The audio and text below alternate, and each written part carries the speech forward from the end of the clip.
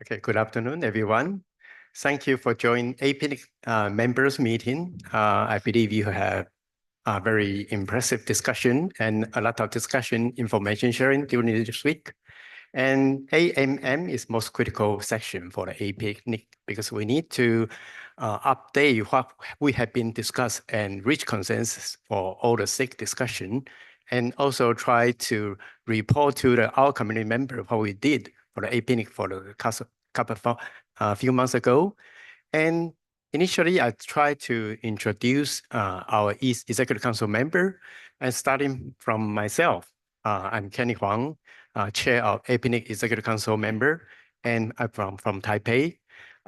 Okay, I'd like the EC member introduce yourself, where you're from. I am Rupinder Singh Parhar.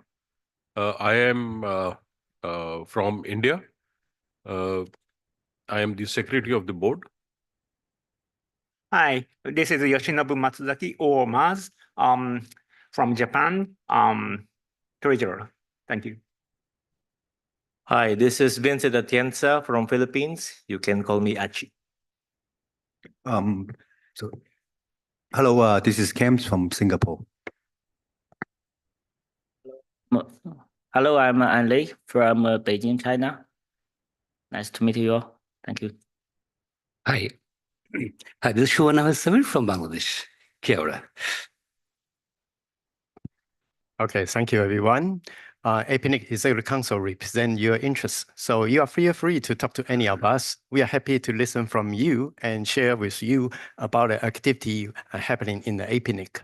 So moving to the next one, I'd like to move to APNIC activity reporting. The first one will be Carla.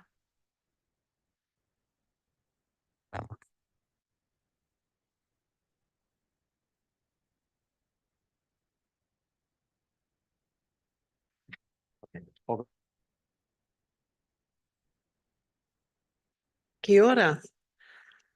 Thank you, Kenny. Thank you to our EC for your guidance, and welcome everyone to the AMM. I've got the clicker. I did this the last time as well. I thought I'd start off by introducing myself. I am Carla Skada, and I head up the registry value stream, which means that I look after the product development infrastructure services team. So there's a lot involved, and there's a lot of breadth involved with what we do. But I thought I'd kick straight into having a look at our strategic overview from where we started at the beginning of this year. So some of you who have been with us on this journey for a couple of months and were at our last conference will already know that we kicked off a new strategic plan at the beginning of this year that's going to take us through for the next 4 years. And structure follows strategy. So we did actually then kick off a new structure within the team. So that little orange block there, which says registry, is where I sit. And I'm very lucky to have an amazing team of people that support me in that area. But I'll explain a little bit more about that later on. The other stream, the value stream that you see sitting next to registry, is development. We were very specific about calling those 2 streams value streams because we, wanted to express that we are very fluid in how we actually approach the work together. And I'm very grateful to my counterpart, Chihu, for his support and for some of the alignment that we've already managed to achieve in this very short period of time. Underpinning both of those value streams is the capability section, which encompasses legal, finance, and of course the human resources team, which is really probably the most valuable thing about APNIC, and the thing that I've come to love more and more over the years, is our culture and our approach to our work. And then spearheading all of the value streams and the capability sector or section is the engagement.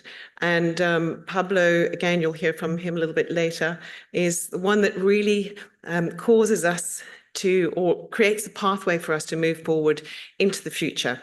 So we were quite deliberate about the way that we've actually represented this graphically, and we hope that it helps you to understand what we're trying to achieve with this new structure.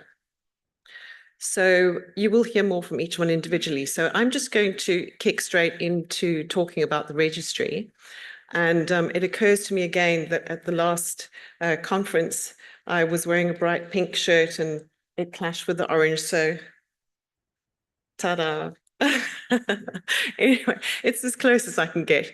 So the registry, as I said, is really our primary purpose is for the allocation of internet numbers in the region, although that encompasses an enormous amount of work that sits behind that.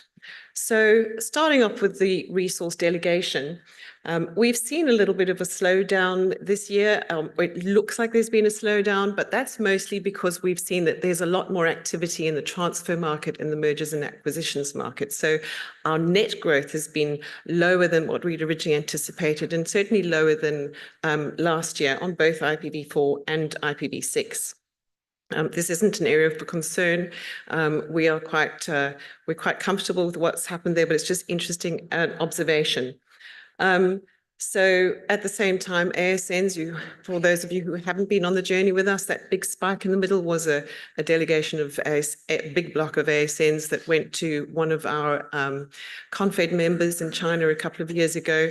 But there's just been a very steady kind of slow pace of the ASN delegations subsequent to that. Moving on to where we are right now with IPv4 addresses, significantly, we undertook a project over the last number of years, which some of you will be very familiar with, which is our historical resource reclaim project. And that, as you can see, if you look at the, moving on to the IPv4 transfers, there was a lot of activity in the mergers and acquisitions in particular. So that generated a lot of activity as we started to make contact with some of the resource holders that had been delegated their addresses before APNIC even came into existence. So that was a very intensive project that we have now completed.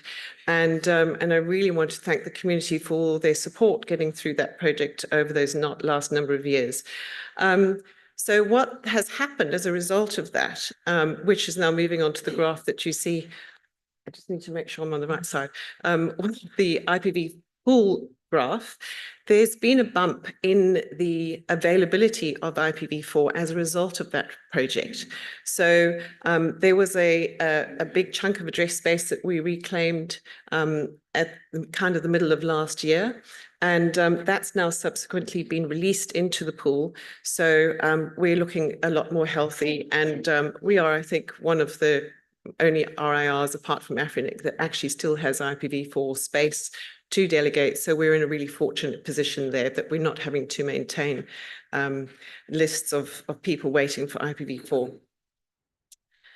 So moving on to some other stats on member services. So we passed the 10,000 member mark, which was a big point of celebration at the beginning of this year. As you can see, we haven't grown much beyond that. And again, I'm talking about net members. We've added a lot of new members, but there have been other members where there's been these mergers and acquisitions and also transfers that have happened in the market. So that's meant that we've had a few, in terms of member numbers, drop off the bottom. So it's also representative of some of the things that are happening generally in the market. As I think everyone's aware, there is a lot of ambiguity and a lot of movement happening at all levels. So despite all of that, we've still managed to maintain very high satisfaction levels and made sure that our SLAs have been, the response has been very high to all of your asks through our systems.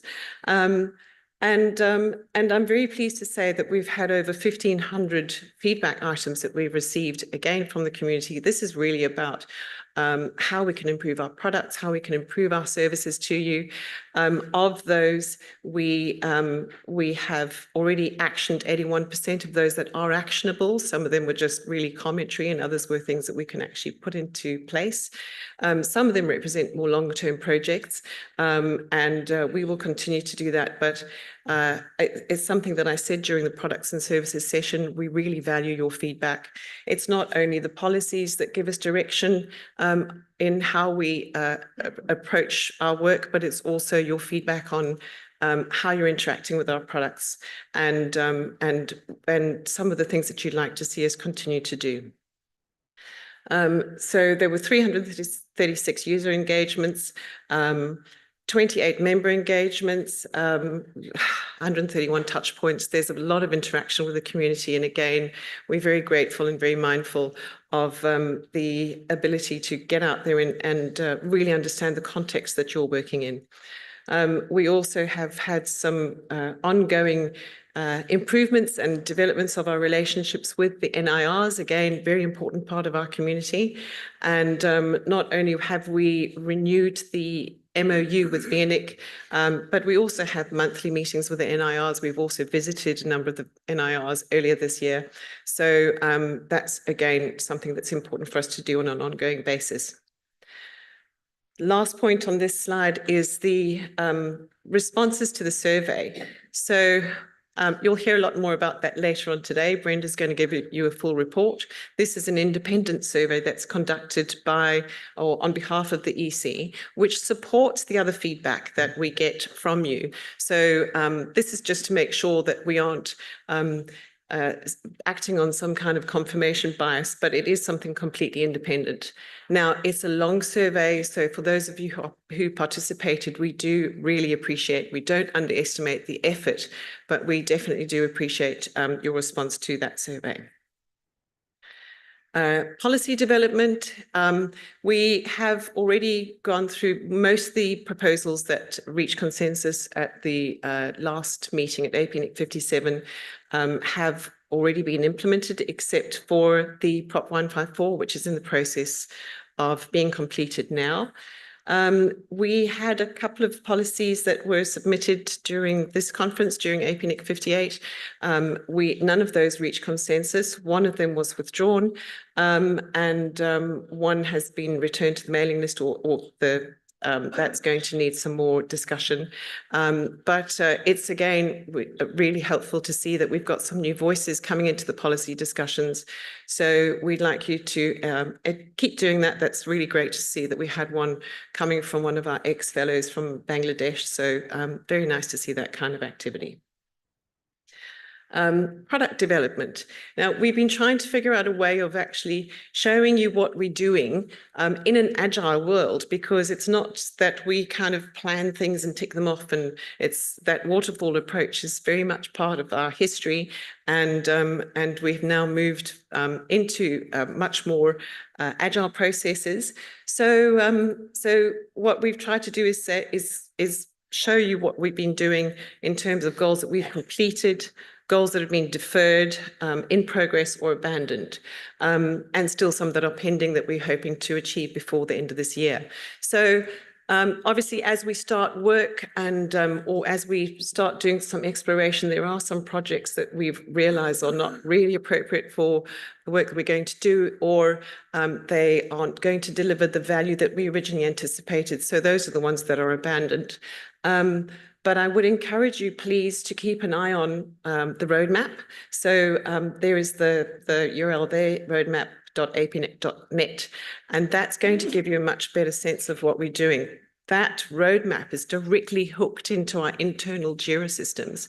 So everything that we're doing is updated as we complete that work. So we're interested again in your comments on that, and keep an eye on that. So a few highlights on the product development side. Membership has been a really strong focus on improving security. And again, that's response to what the community has asked us to do. So authenticated chat has been something that we've been wanting to achieve for a long time. So that's a big point of celebration. And also the multi-factor authentication via Okta, that has also been improved. But my personal favorite, which has been a really piece of work, is the complete overhaul of the APNIC contact management system.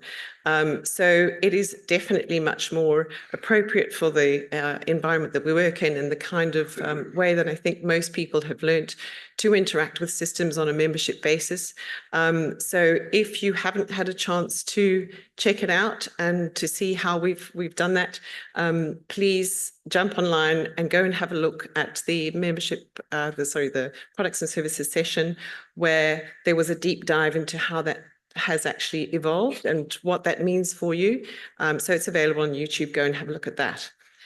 Or else reach out to one of our very friendly services team and they will help you to understand what our new approach is there. On the registry, another big point of celebration is we have our API finally over the line. So again, something that a lot of our members have been asking for a while. And so that has now been released in production after quite a long period of being in beta and having some very, very robust testing. So very pleased to see that happening. The RPKI RFC object signing and validation functions are actually complete. We're just waiting for legal sign-off on some of the documentation that needs to accompany that. So that work is in fact complete, and we do expect that we will be doing that launch towards the end of September once our legal team have had a chance to go through that. Information products, Dash, which is becoming a firm favorite with the community. And a lot of people have actually told us how much they appreciate this particular product. So again, if you haven't explored that, please do. There is an enhancement on the suspicious traffic details. And so for those of you that don't know, you can actually go and see that on your dashboard, or you can actually get alerts directly to your mobile phone via WhatsApp or text messages or your email. We've also just released the integrated manners readiness score in Dash. So that's another thing for you to have a look into. And we have also, as in a response to the community again, where the NIRs requested specific filtering within RECs. So that's now been released as well. So go and have a look at those when you get a second. Infrastructure services, this has all been about, again, improving resilience and improving our security posture. So a lot of work that's been done to improve the data center failover systems that we have in place, and also on the system and platform operations. Migration of all SaaS services to infrastructure as a code is a wonderful way for us to improve our efficiency, and hopefully will lead to some cost savings on into the future as well. And also the completion of the integration of the code scanning to the product pipelines, which I believe that the jargon is that we're shifting to the left. So thank you, David, for that little piece of way to articulate that.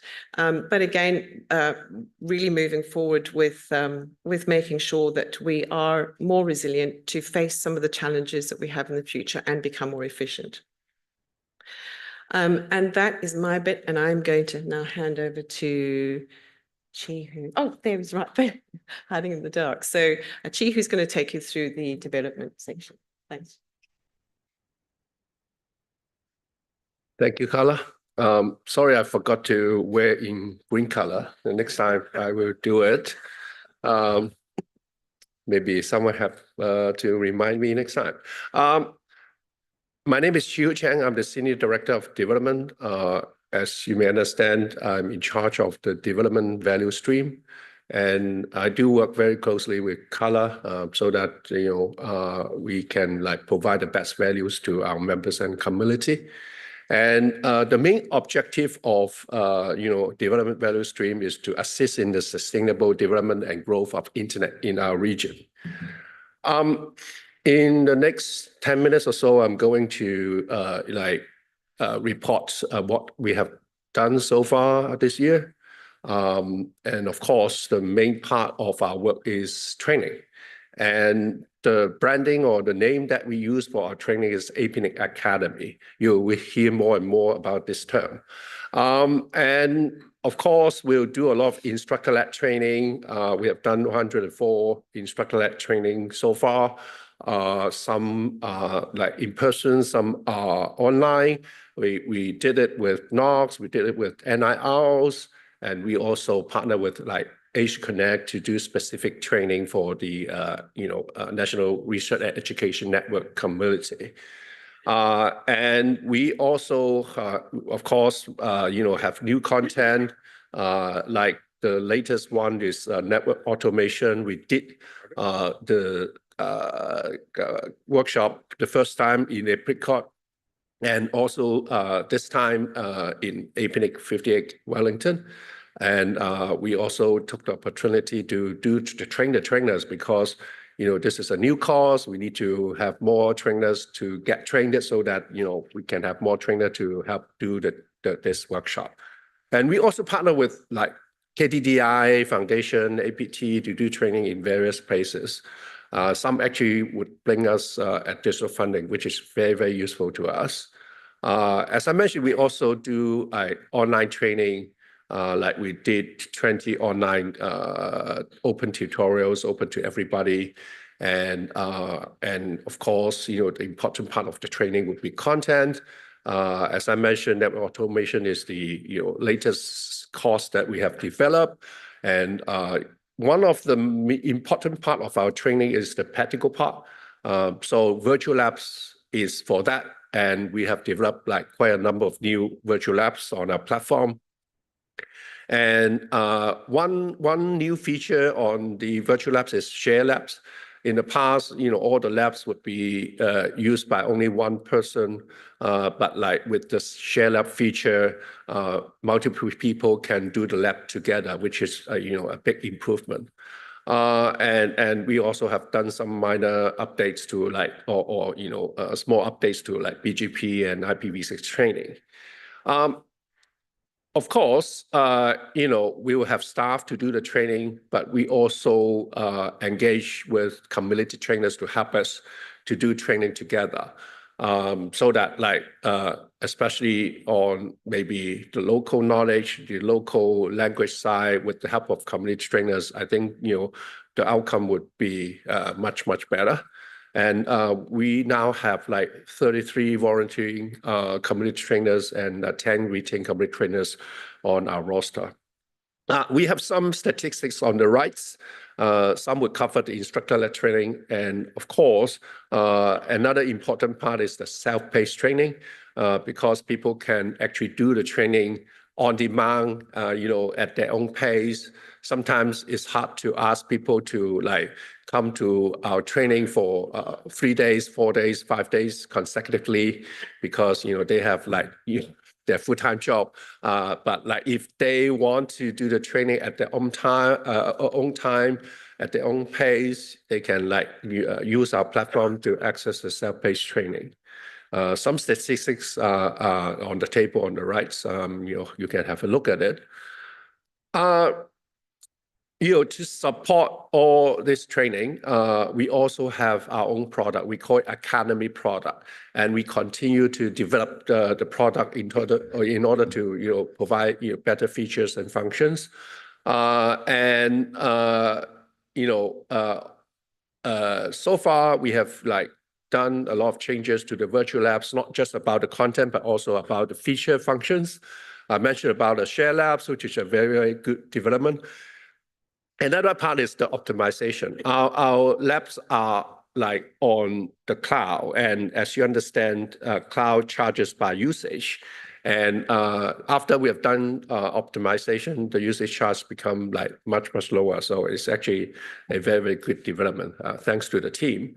And also, we are going to modernize our platform so that our platform can be like more future-proof and also with better performance, lower latency, and of course we'll leverage the cloud infrastructure, public cloud infrastructure, and important piece of the updates this time is about like IPv6 certification. We are going to launch a new certification program, and we call it Alpha Trial because we have just completed the development. We don't know whether it's 100% accurate, and so we are going to do trial in 2 locations, one in Nepal, one in Philippines, so that we can ask the community to help us to validate everything. And so we are going to do it in the coming months. And with that, of course, we can like do better refinement, and then we'll do another trial next year. We will call it the beta trial.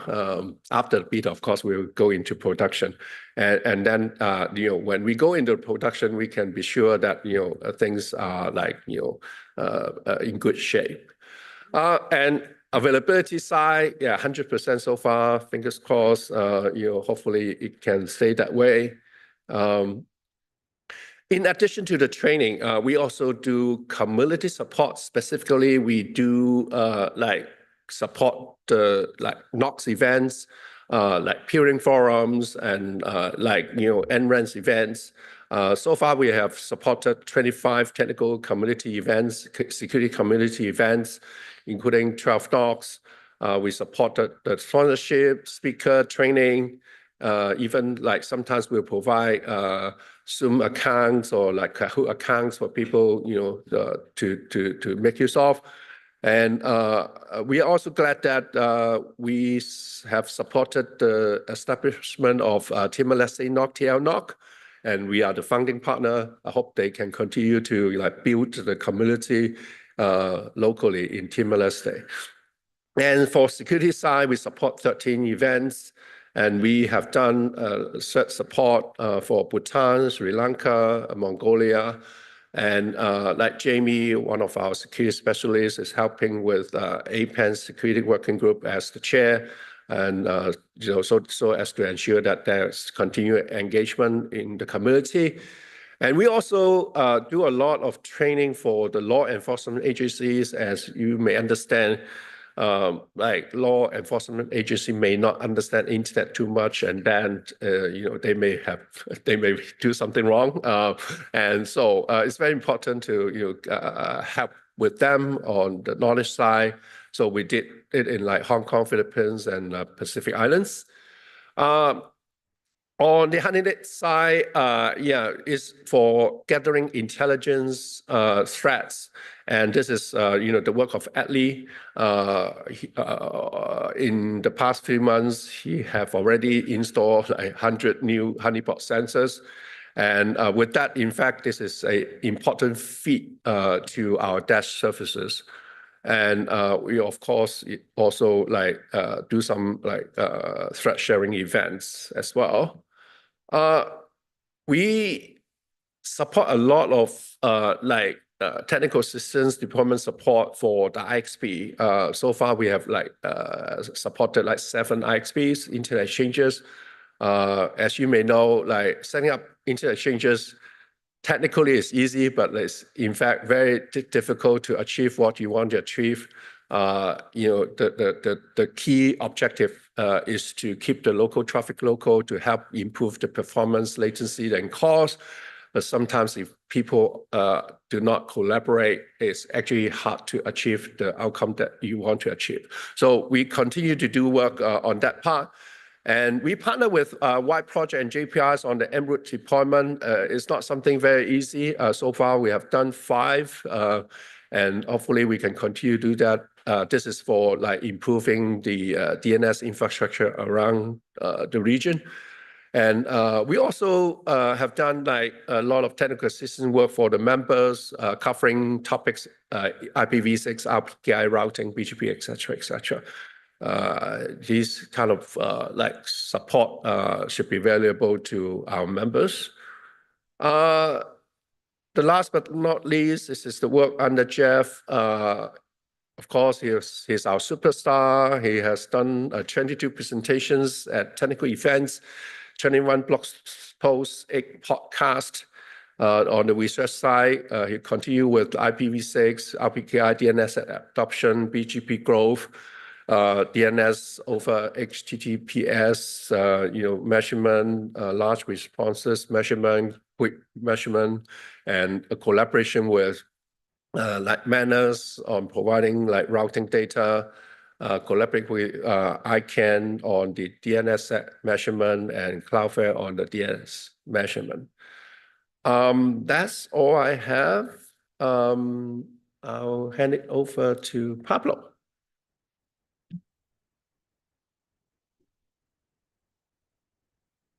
I'm wearing green, Chico, so you are covered.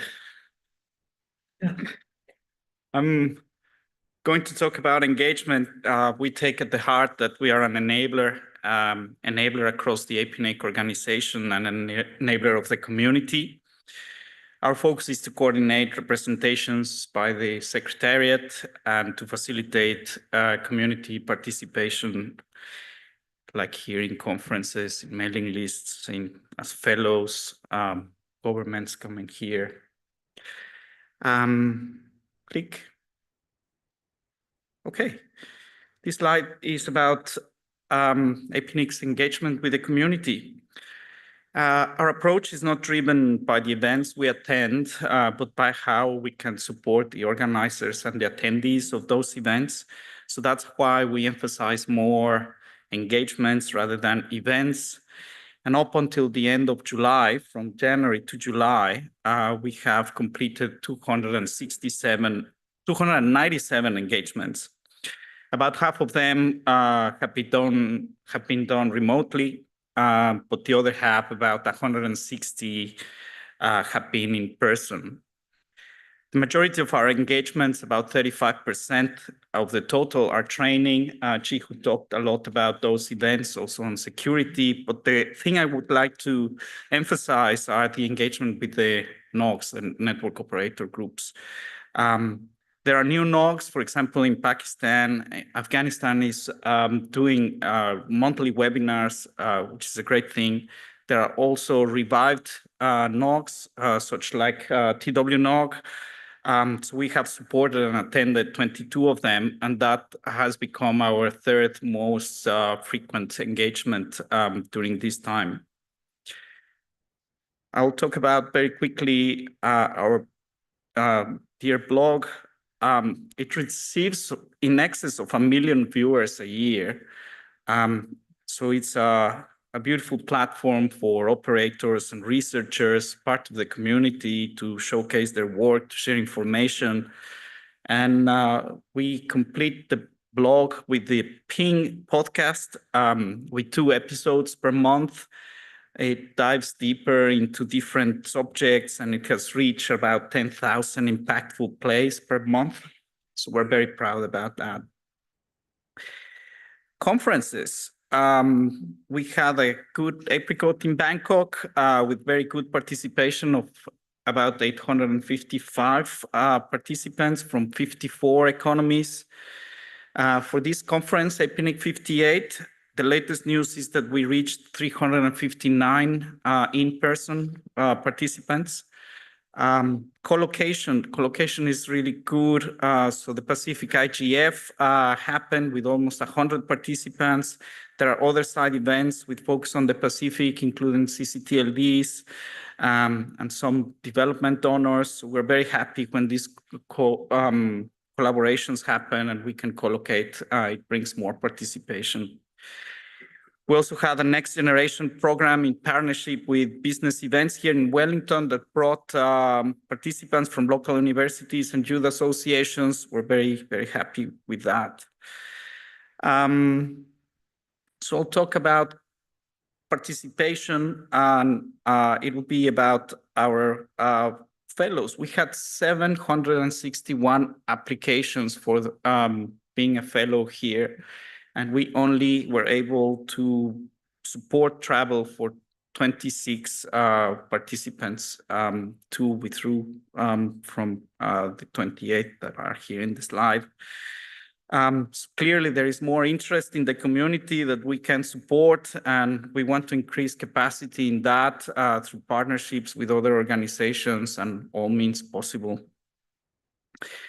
I'm going to talk about government engagement very quickly. It has been a lot of work, particularly to prepare for the ITU World Telecommunications Standardization Assembly. It is happening in Delhi in October, and there's a lot of preparatory work, particularly in APT. This is an intergovernmental conference that takes place every 4 years, although this time, because of COVID, it went a little bit off.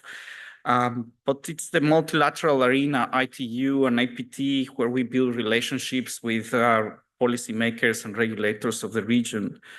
At the global level, we have been following proceedings in the United Nations about the Global Digital Compact. There is a lot about negotiations in the intergovernmental arena that is shaping the internet governance. For example, next year, there is the renewal of the mandate of the Internet Governance Forum. And we are trying our best to keep abreast for that and give a voice to the APNIC community, the technical community in those fora. I will go fast because we're running out of time. I will just talk about internet cooperation. It's my last slide. There is a lot of collaboration among the different RIRs all together into the NRO. The NRO RPKI program was part of its strategic plan, and it's finally up and running. The NRO and ICANN are working also closely together. The NRO EC and the NRO INSEE are working together with the review of ICP2. So there's a lot of cooperation happening. On internet governance, we have the global IGF at the end of this year, and we were involved in the proposal of different sessions there in partnership with other organizations. The regional APR-IGF, Asia Pacific Regional Internet Governance Forum, it's a little bit out from, it already happened, but it happened after the dates in which this report is made. But I just want to say that TWNIC was an incredible host, and it also had co-locations with the School of Internet Governance, the TWIGF, Digital Rights Program, and it was a huge success. But a lot of preparatory work happened since the beginning of the year in terms of session proposals, etc. I'll leave it there, but very happy to receive any question.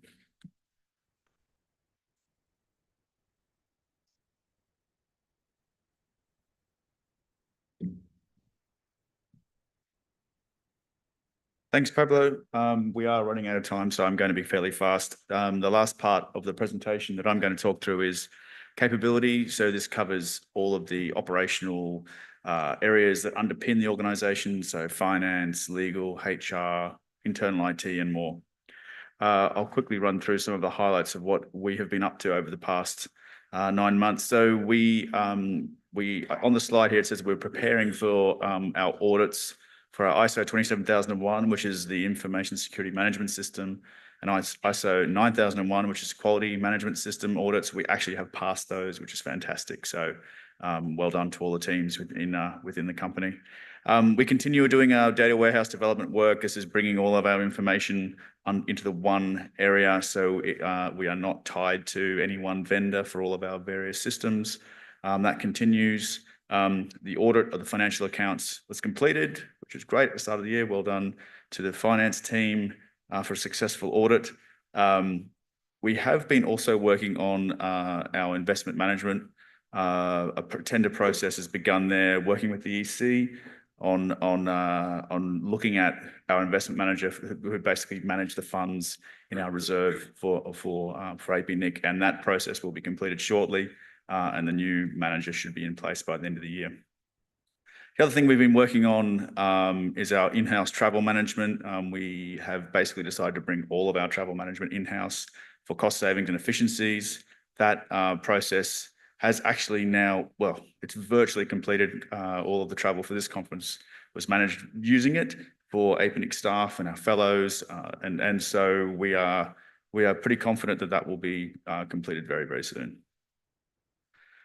Employee experience, we do what we call employee engagement surveys with a company called Glint. We do two of those per year. The first of those was held earlier this year, and we achieved an engagement score of 82%, which is 7% higher than the global benchmark, which we're really happy with. The chart on screen shows some of the various dimensions of the report. There's 22 included, and for 20 of them, we were above the global benchmark, which is a really good result. So we're quite happy with that. But obviously, we're not going to sit on our laurels. We have another one coming up later this year, and hopefully the engagement rate will continue to stay at that nice high level for our staff. Our turnover is low, it's 3.2% which is within the benchmark that we measure ourselves on for our employee turnover, and there's been 0 new headcount at APNIC funded roles this year. On the governance side, there was a lot of activity last year, as you know, and that's flowed through to this year. Obviously, we publish all of our annual reports and activity plans at the start of each year. This year, we moved them to the beginning of apricot. Normally, they're published on the day of the AGM, in line with community feedback and the requests to have them published earlier. And we've actually since adopted a revised planning timetable for 2025, which will see both the plan and budget for next year published this year. So it'll happen before we actually enter the year, which is a change from previous. Again, this is in line with community requests to make sure that information is available earlier. As part of the governance changes that were made, the structural changes that were made, all of the EC members were appointed as directors of APNIC Proprietary Limited and APNIC EC Limited. This was a procedural element we needed to complete, and that is now done. And a new thing which was introduced as a result of the bylaw changes was the EC Electoral Committee. That committee was put in place to ensure, making sure that there was any non-compliance by any of the nominees for EC positions was managed, and there was none. Nothing was identified during the recent election. Other things which we've been up to, we provided some support to the EC's DG Search and Selection Committee. They'll talk about that more in a moment, but we provided support there. We've commenced our routine resource delegation audit process. This is something which we've had in our plan for this year to do, to ensure, go back and check against some of the delegations made to ensure accuracy. That process will continue through to the end of this year. And finally, and might be boring for some people, but insurance is important, and we review it every year, and we were very lucky to have that not only reviewed but renewed at a lower cost. So we saved some money on our insurance this year, which is always good, as we're trying to keep our budget within our 4% limit of expense growth. So this final slide, what it shows is a summary of what we have in our plan, which is, we call them success indicators. They're essentially our KPIs that we use to see if we're on track with what we've proposed to do. Most of them, as you can see, are in progress. We're well over halfway through the year now, and you'll see that most of them are residing in that 50% and over category in terms of how far we've progressed. And the traffic lights there show our confidence in how confident we are that they will be achieved, and there's only a few there that are lagging. We're pretty confident all of those. At the moment, there's 86 of them are in the green, and we're pretty confident they'll be achieved. So progress has been good against the plan so far. But you can read more about all of this online. We do have an activity tracker which shows how we're progressing. And you can see against all of our success indicators what the progress has been. And that's it. Thank you. Okay, thank you, Tony. Thank you for the activity reporting. So because we are running out of time, so we need to speed up a little bit. Next, I'd like to invite Mats for the treasury report. Thank you.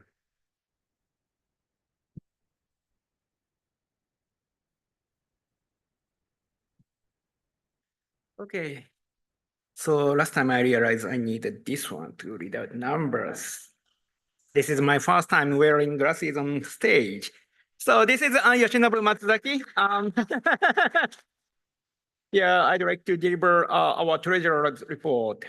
So this is the highlight, July 2024. Revenue year to date is 133,000 below budget. Oh, otherwise, the numbers are AUD, just in case. And expenses year to date are 1.3 million below budget. That's good. The operating surplus year to date is 684,000. But then the full year forecast operating deficit is 1.2 million. Equity has increased by 2 million compared to December 2023. This is our statement of financial performance. Revenue is 5% higher than last year to date. Full year forecast revenue is expected to be in line with budget. Expenses are on par with last year to date. Full year forecast expenses are expected to be in line with the budget. Good. Revenue, so incomes. Membership growth is slowing, unfortunately. So 136 net new members year to date versus 218 budgeted net new members. Sundry income includes additional revenue from partner training program and the APNIC Foundation recipes budget due to project changes and cost savings. Invest income is above budget due to better than expected investment returns. That's good. This is just a pie chart of the membership by economy year to date. Next one, expenses. So APNIC expenses are 1.3 million behind the budget year to date due to the slower than expected spending in the first half of the year. But spending will accelerate in the second half of the year. So we are expecting the forecast expenses are expected to be on par with our budget. This is a diagram. So the 2024 budget versus full year forecast. So by showing the green is revenue and the incomes, and the red are expenses. Statement of financial position. Assets have increased by 2.3 million since December 2023. And liability have increased by 300,000 since December 2023. Equity has increased by 2 million since December 2023. Okay. Financial stability measures.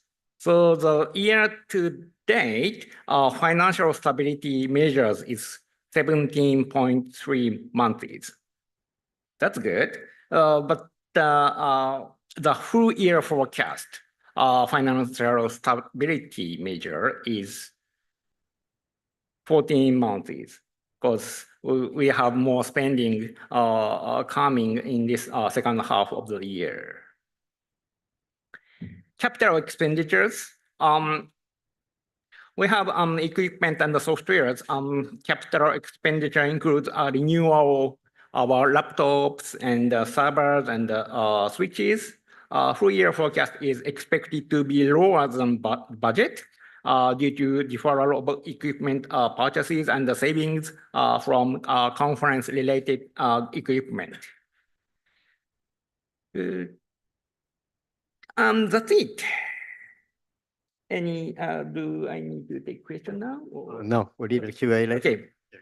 Thank you very much.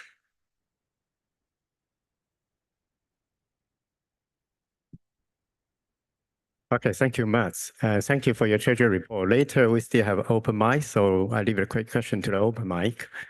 Okay, let me proceed for APNIC Executive Council report. I'm Kenny Huang, Chair of APNIC Executive Council. So here's a list for the whole, the entire APNIC Executive Council member, including myself, Kenny Huang, as the Chair of Executive Council member. Lupinda Prahad is from India, and also Mas is a treasurer. Lupinda is a secretary of APNIC Executive Council, and Archie and also is an EC member. Anlei is an EC member. Suman is EC member, and Kems as EC member. So the function of APNIC Executive Council represent the interests of members in the governance of APNIC and oversight APNIC activities. So we just have an APNIC activity report. So we need to oversight the entire APNIC activity and consider broad internet policy issue for APNIC strategic direction. So we proceed every 4 years, we proceed APNIC strategic plan and conduct a strategic plan. Also, we also set a membership fee. So anything regarding to a membership fee that will be determined by APNIC Executive Council and endorse the policy consensus toward implementation. So any policy reach consensus during the policy SIC, then will be passed through the AMM, then need to go through APNIC EC for the endorsement. So APNIC EC meeting, the APNIC EC usually meet 4 times a year. So 3 times EC meeting was held since APNIC 57. And also next EC meeting is planned to be held on the end of this year in Brisbane. So a joint EC and Foundation Board meeting was held on the 26th of February this year. 3 elected leader meeting was held this year, including face-to-face gathering during APNIC 58. So next meeting scheduled for 20 of November 2024. Meeting minutes and record you can find from apnic.net/EC. So that's APNIC EC meeting attendance. You can see the full record, including the date and the participant. So since we form a subcommittee for the recruiting process, I'd like to invite the chair of subcommittee, search committee for reporting the DG recruiting process. I'd like to invite Prahad.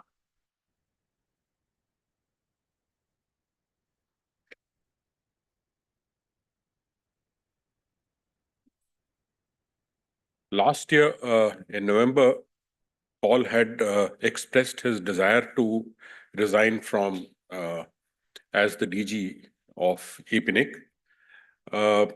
His resignation was finally accepted in March this year when we had a meeting in Bangkok. Immediately thereafter, the EC decided to set up a DG selection and a transition committee. This committee started its work in right earnest starting March itself. In the month of March, we did some paperwork. We got the advertisement, the job profile ready, issued it out. We got hold of a firm, Johnson Masters to take care of the complete process. The advertisements came out in April. During the month of April, the firm was able to produce a long list of candidates who met all the criteria. In the month of May, we carried out the interviews. The selection committee had decided that by end of June, we must have the candidate selected and informed. So we invited Paul Wilson to be an observer on the committee. Aim was to get the best possible inputs in selecting the incumbent DG candidate.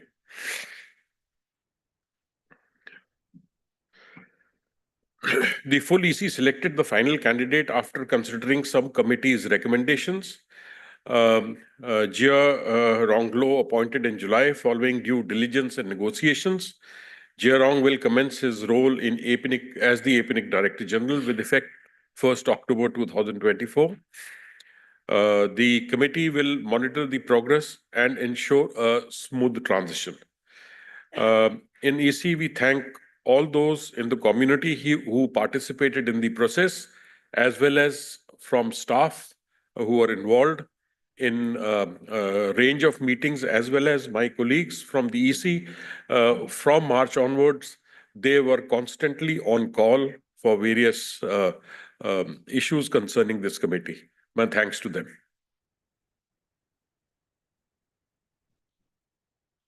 Okay, thank you, Prabha. So next one will be, we also conduct APNIC survey for every 2 years. As I mentioned, APNIC set a strategic plan every 4 years. During every 4 years, we also have conduct biannual APNIC survey to get the input from the member and to try a micro adjustment according to the direction. So the survey was independent, anonymous, so get feedback from member and community about APNIC performance, priority, and future activity. So the consultation goes through the interview stage and also goes through the focus group. The online survey will be excellent rating for APNIC service delivery and value. And total, we got 1,173 respondents. So result of 2024 survey, we got activity planning, and the survey report presented in the member meeting that will be presented later. So you can see the survey.apnic.net.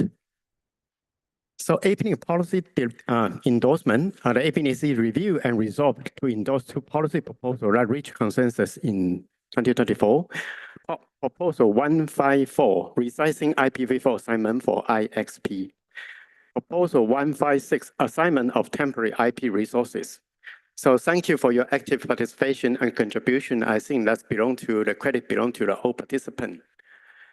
And also finance, as we must introduce the treasury report. So a lot of detail you can see from the treasury report. If you want to go to see the detail, go to APNIC/transparency to get more detailed financial report.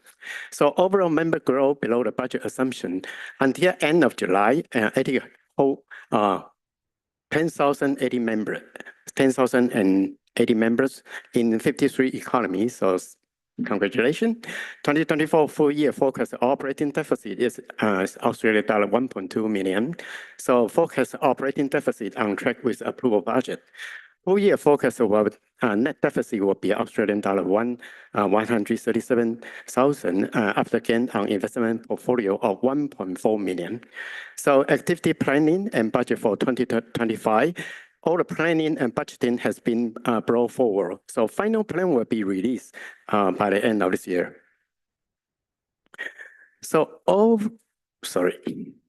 APNIC conference, thank you who helped us to set up who have been help us to set up the APNIC 58 as a successful event. Here we reach to the final day of the event.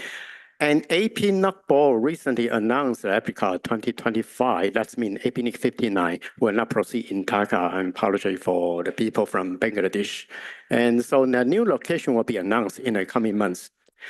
APNIC 60, that will be in September 2025, will be held in Da Nang, Vietnam.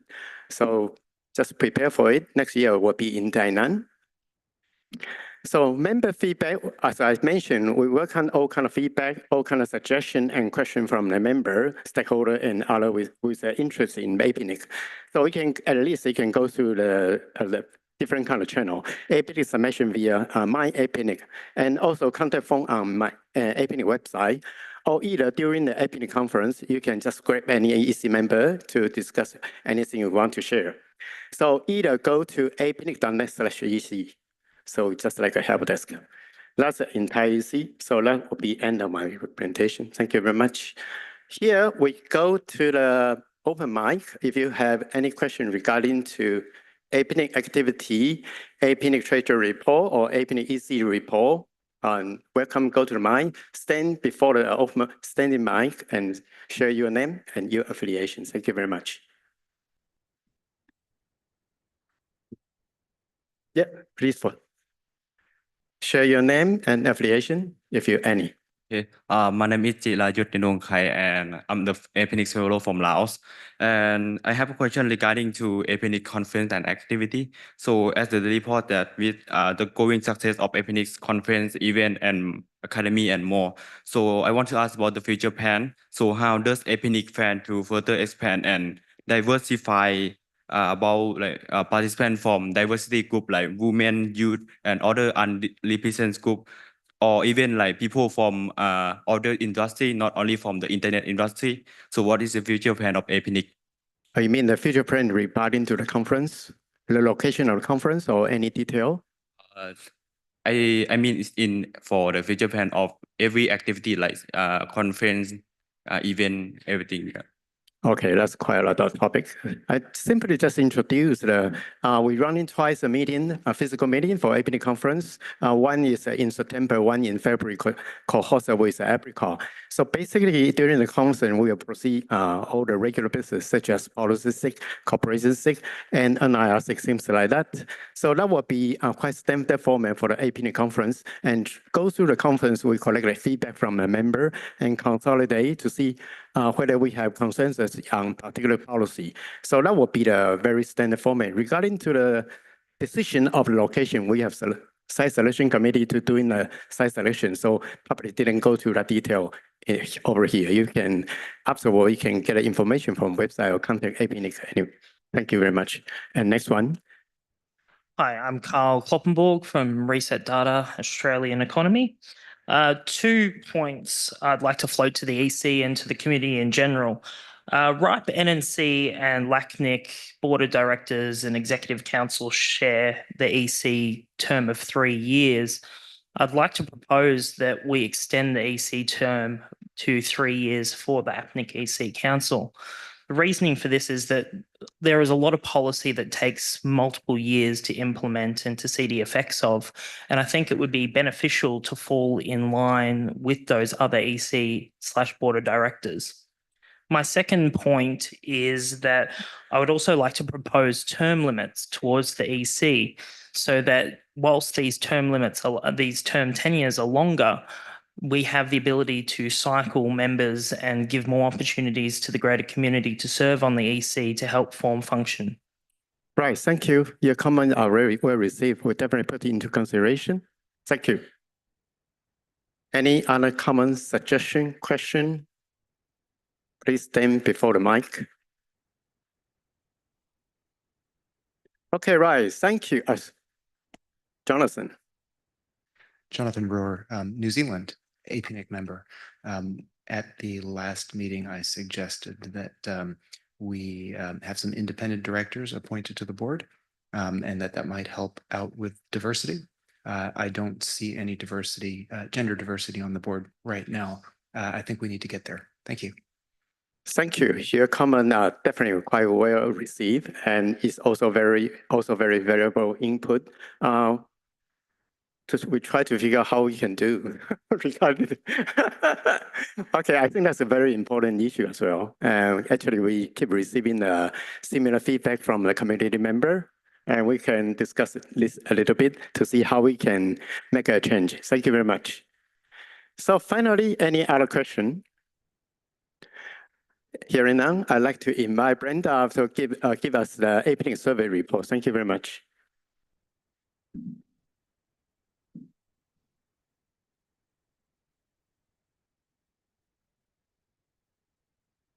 Thank you very much. My name is Brenda Mainland.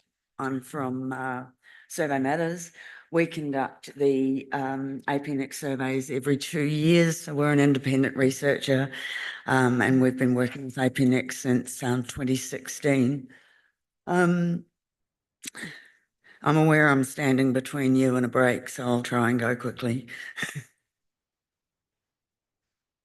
The biennial survey always starts with qualitative research, interviews and focus groups with members and stakeholders of the APNIC community. This year, interviews and focus groups were conducted at APRICOT 2024, and we also did some online interviews with stakeholders from economies who weren't able to make it to Bangkok. In total, we talked with 48 APNIC members or stakeholders. The quantitative online survey was held in June.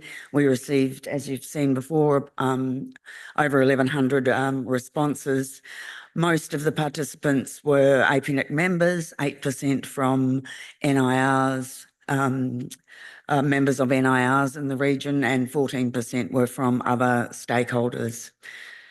In terms of regional responses, we had fewer responses from East Asia this year, down to 13% from 17% in 2022, and slightly more responses from Oceania than in the previous year. But South Asia and Southeast Asia responses proportion remained the same. We always ask about key performance indicators, value for money, value of membership, value of services, and quality of services. And these ratings remain very high and have been high for quite a long time. Over 95% of respondents rate the quality of services as above average, good, or excellent, and 54 rate this as excellent, which is an extremely positive result. Similar to 2022, 93% also rate the value of the APNIC services very highly, with 48 saying that they are excellent, and 91% rate the value of membership positively. In a new statement that we added this year regarding APNIC's responsiveness to member and community feedback, 92% rated that as above average, good, or excellent. Sorry, because I've been doing it on here. Apologies. There are differences in responses between the different regions this year, quite significant differences. Members in South Asia are significantly more likely to rate APNIC highly on these key performance indicators. However, members in Oceania are significantly less satisfied in this particular survey, and ratings had fallen compared to 2022. And although it's not directly linked, there were comments in the verbatim feedback that discussing the treatment of historical resources. Carla made mention of the project in her presentation. So it appears that some members, particularly in Australia and New Zealand, were unhappy with some of those changes. And I think that that has impacted Oceania's results overall. If we look at governance, again, similar story. When asked how much they agree that APNIC is open and transparent, responsive to changing member needs, and respected in the internet community, agreement remains very high at the overall level, and there's really been little movement in ratings of that performance between 2020 and 2024. Sorry, somebody just rang me on Teams.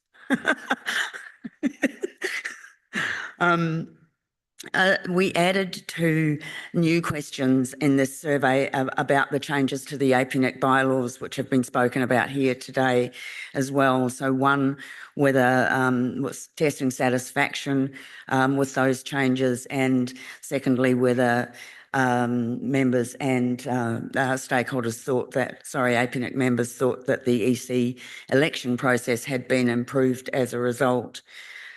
Again, of those who could provide a rating, they're very satisfied with the changes to the bylaws and believe that there has been improvement in the EC election process as a result.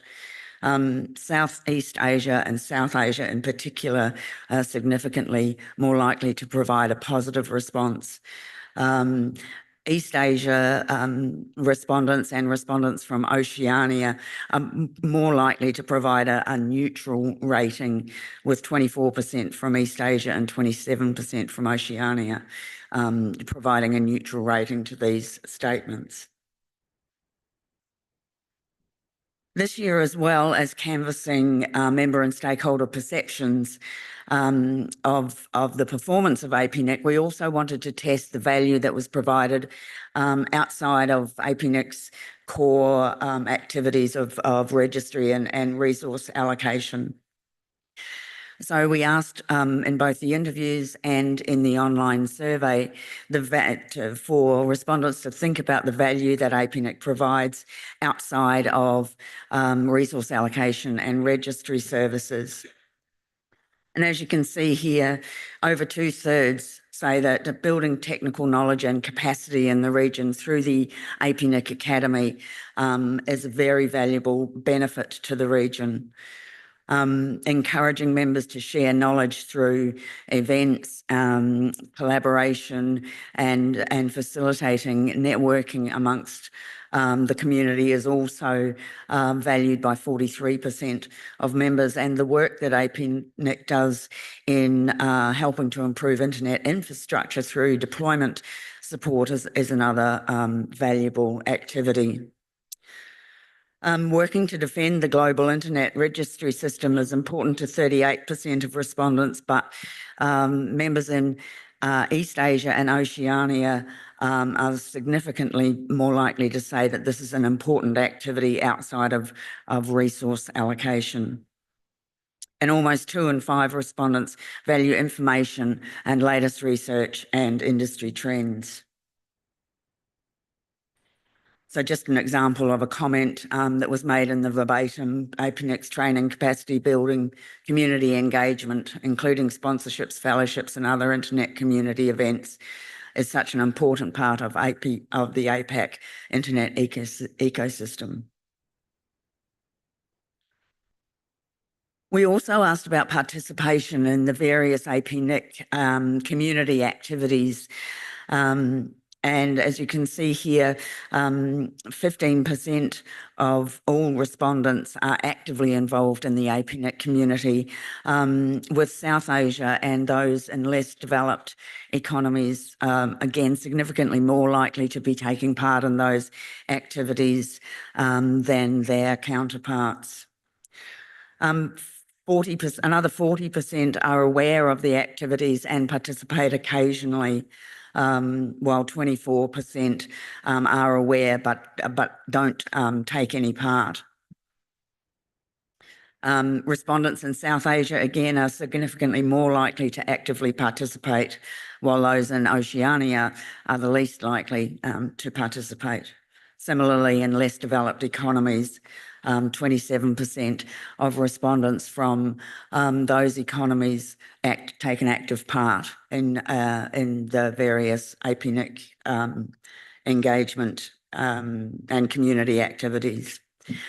When we asked what stopped people from taking more part, probably not a surprise that cost and budget and time are the principal factors, principal reasons people give for being unable to take any part.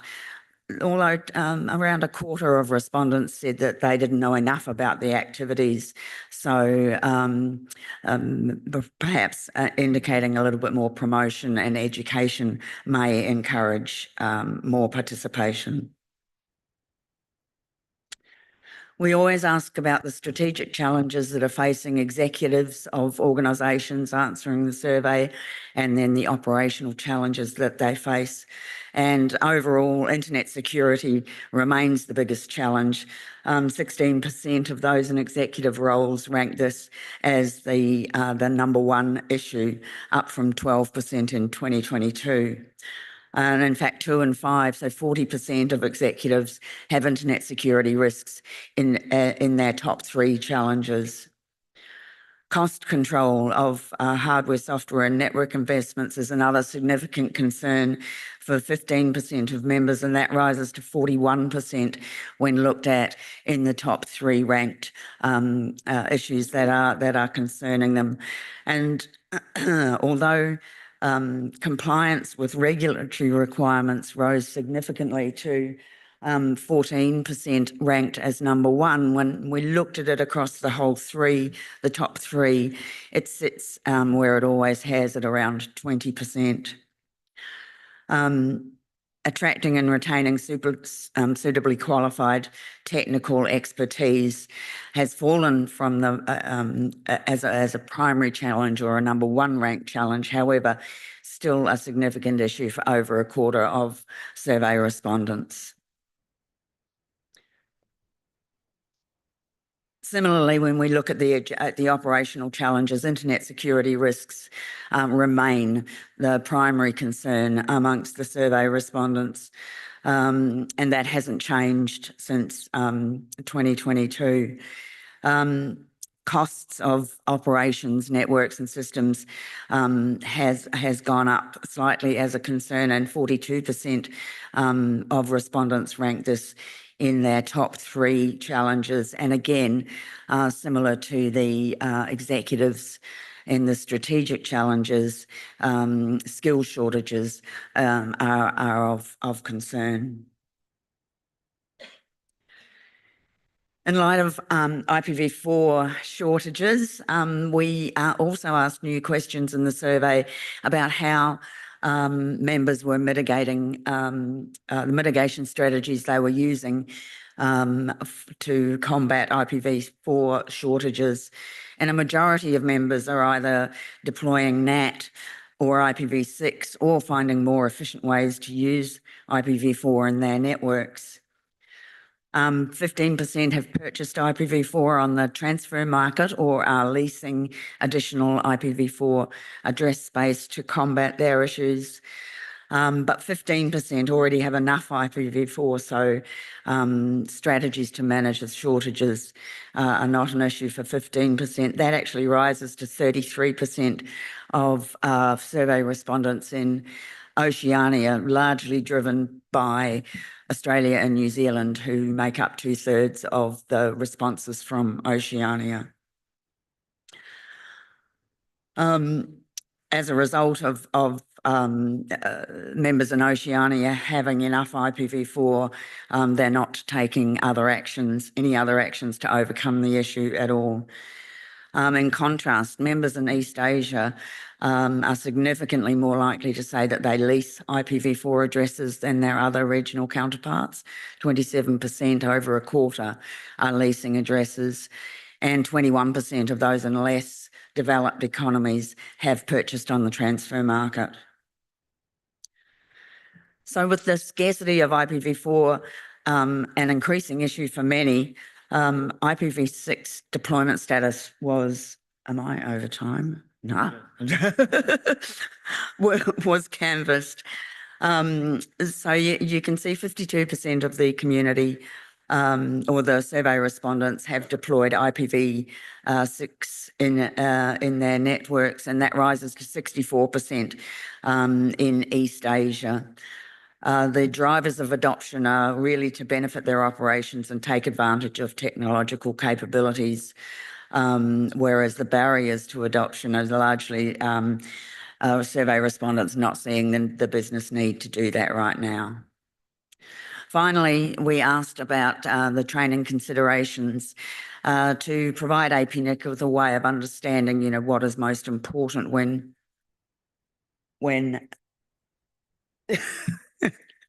sorry, I keep forgetting to do both. The most important considerations for training, 33% say the relevance of the content is most important to them, but around a quarter also consider the cost of the training and also whether or not that training provides a certification or a qualification. These results are all on the APNIC website at survey.apnic.net. So I encourage you to go and have a read of that report. It's only 100 pages, so you should get through it fairly quickly. I'll have if anybody wants to ask some questions. Thank you. We still have a few minutes. Unless you'll be allowed to have 1 or 2 questions. If you have any question regarding to the survey, please go to stand before the mic.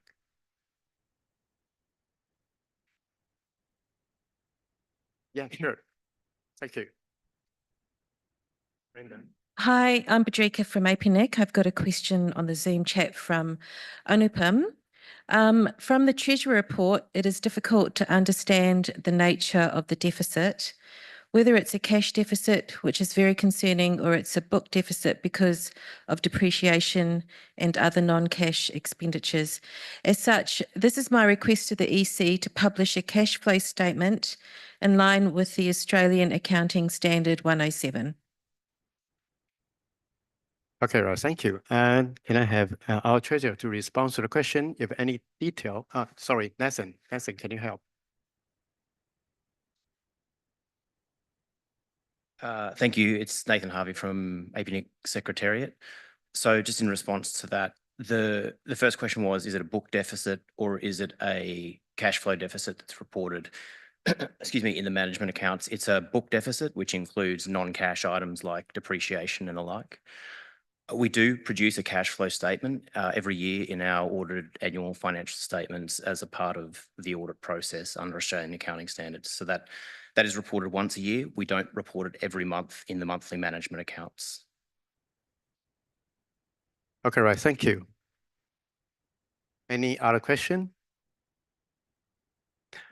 Okay, hearing none, I'd like to adjourn the first section of AMM. Thank you for your participation. That's coming back at 4:30. 4:30. Thank you very much.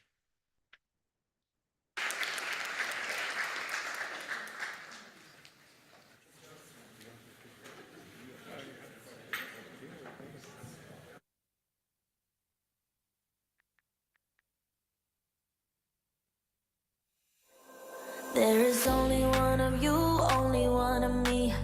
There's a million of those who won't let us be.